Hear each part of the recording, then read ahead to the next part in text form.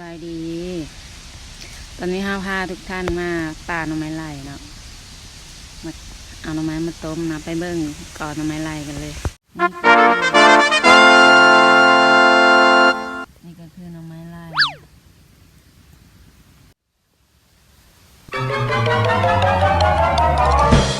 มี2-3 กอก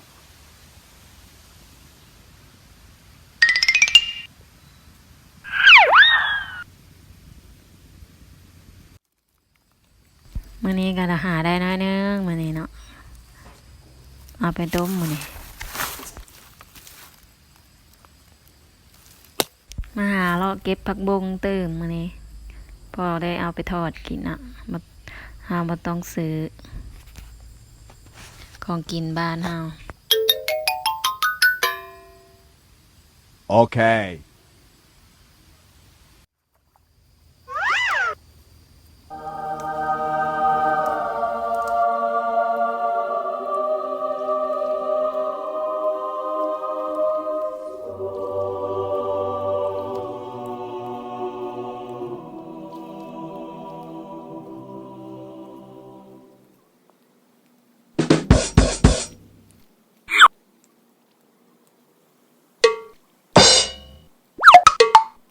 You're so funny.